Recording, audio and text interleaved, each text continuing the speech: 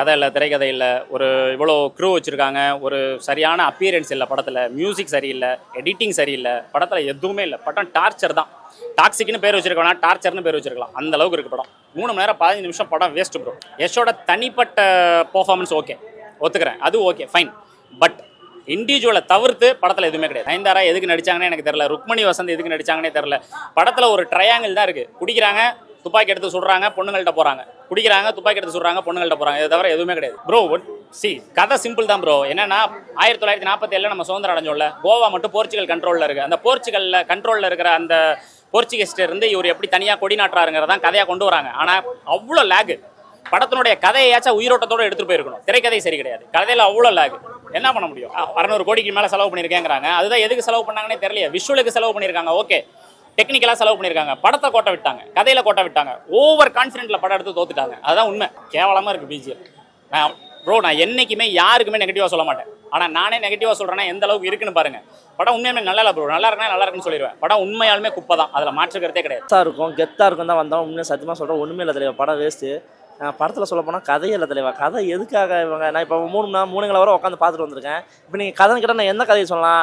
Hero வந்து போட்டதை சொல்கிறதா, இல்லை எல்லாத்தையும் சுட்டு சாவடிச்சார் அதை சொல்கிறதா, இல்லை ஒரு பக்கம் பையனாக ஒன்றுமே இல்லை சொல்கிறதுக்கு? எதுக்காக ஒரு 3 வரை எங்கள் மனசையும் நோக்கடிச்சு நாங்கள்லாம் 1008 வேலைகளை விட்டுட்டு வந்து சரி 1008 பிரச்சனைகள்லாம் இருக்குது, உள்ளே வந்தால் மனசு தேரும் அப்படின்னு தான் வந்தால் உள்ளே இன்னமும் மன உளைச்சல் காலாக்கி வெளியே அனுப்புகிறாங்க. அந்தளவுக்கு படம் ஒன்றுமே இல்லை தெரியவா. இப்போ எல்லாத்தோட நடிப்பு சூப்பராக இருந்தது. அப்புறம் நயன்தாரா படம் எல்லாமே நல்லா நடிச்சிருக்காங்க. படத்தில் கதை இருந்தாச்சா, கதை இருந்தால் கூட சில மொக்கையான சீன் கூட நல்லாயிருக்கும். ஏன்னா கதையே இல்லைன்ற போது நம்ம எதை உட்காந்து சொல்கிறது, எதை மீம் பண்ணுறதுன்னு ஒன்றும் புரியல.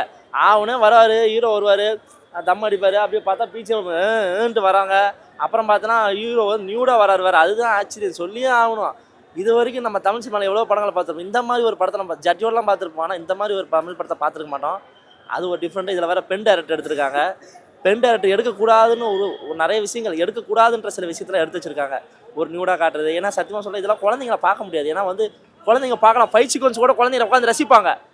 ஒரு சில பல விஷயங்கள் பார்த்தீங்கன்னா இதெல்லாம் வந்து எதுக்குடா அப்படின்ற மாதிரி தான் ஆகிப்போச்சு. ஏன்னா நம்ம தமிழ் லாங்குவேஜில் வந்து இதெல்லாம் வந்து தவிர்க்கணும்னு நான் நினைக்கிறேன். அதுதான், வேறு ஒன்றுமே இல்லை. நல்லா பார்க்கலாம். இல்லை அவங்களோட காம்போ நல்லா இருந்தது தலைவா. என்னன்னா ஒரு படத்தில் ஒரு பிளாட்ஃபார்மே இல்லை. எதுக்காக அவங்க ஏதோ படம் பண்ணி வச்சு 3-4 வருஷம் பில்டப் பண்ணாங்க. புலி வருது, ஏய் அந்த புலிக்கு ஃபஸ்ட்டு பல்லுக்கு தான் பாடுறா, அது மாதிரி தான் ஆகிப்போச்சு. இந்த புலிக்கு பல்லு இல்லை, அது மாதிரி தான் இருக்குது. மற்றபடி படம் அந்த மாதிரி இல்லை தலைவா. உட்காந்து பார்க்க முடியல. ஏன்னா டைம் பாஸ் பண்ணலாம், போர் அடிக்குது, ஏதோ 5 சீக்வன்ஸ் பார்க்கலாம்னா வந்து உட்காந்து பார்க்கலாம். மற்றபடி நம்ம நம்பி வந்தோம்னா கண்டிப்பாக ஏமாற்ற மட்டும் தான் ப்ரோ.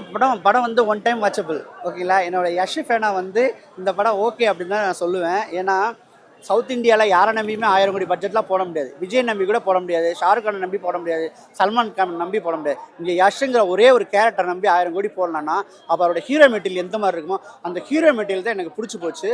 நான் ரொம்ப வந்து எனக்கு சாட்டிஸ்ஃபைடாக இருந்துச்சு. ஆனால் எல்லாருக்கும் பிடிக்குமான்னு கேட்டால் கண்டிப்பாக பிடிக்காது. ஏன்னா அதுக்குள்ளே எலமெண்ட்ஸ் எல்லாமே கம்மி. கேஜிஎஃப் ஓடினதுக்கு காரணமே மெயின்லி வந்து அம்மா சென்டிமெண்ட் வந்து பயங்கர எமோஷனலாக கனெக்ட் ஆகிருக்கும். இதுலேயும் பார்த்தீங்கன்னா அக்கா தம்பிக்கு எமோஷனலாக சீன் வச்சா கூட அது எமோஷனலாக கனெக்ட் ஆகலைங்கிறத ரொம்ப வேதனையான விஷயம். எல்லாம் சூப்பராக பண்ணியிருக்காங்க. இன்டர்வல் வர நயன்தாரா மாமா செம்மையாக பண்ணியிருக்காங்க. அவங்களோட ரோல்லாம் வந்து அப்படியே ஷார்ட் அண்ட் சட்டிலாக கம்போஸாக பண்ணியிருப்பாங்க. ஆக்டிங்கை பற்றி சொல்ல தேவையில்லை. அவங்க ஏற்கனவே வாழ்ந்து கீழ்ந்து கொட்டை போட்டவங்க. ஸோ அதனால் நம்ம அதை பற்றி சொல்ல தேவையில்லை.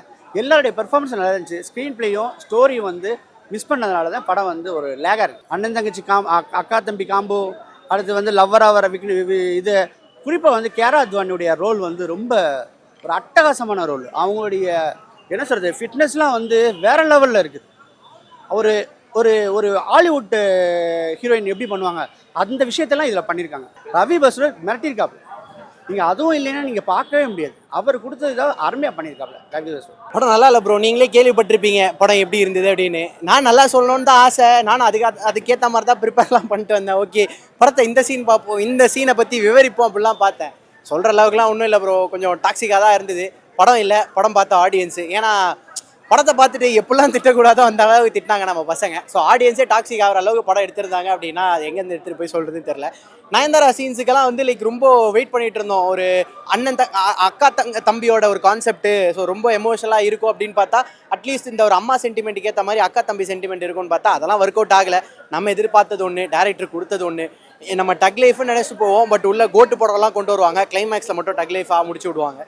ஆக மொத்தம் ஒன்று சிம்பிள், முடிச்சு விட்டாங்க. தேவையில்லை ப்ரோ. நிறைய ஆர்டிஸ்ட்டு அவங்களுக்கு ஏற்ற மாதிரியான ரோல்ஸும் இதில் இருக்கான்னு கேட்டால் கிடையாது. ஸோ நம்ம கொஞ்சம் காண்டா இருக்கும் டைலாக், அவங்க கத்தி கத்தி ஏன்டா இவ்வளோ கத்துறீங்கன்ற மாதிரி செகண்ட் ஹாஃப்ல ஏஞ்சி வந்துடலான்ற மாதிரிலாம் இருக்கும்.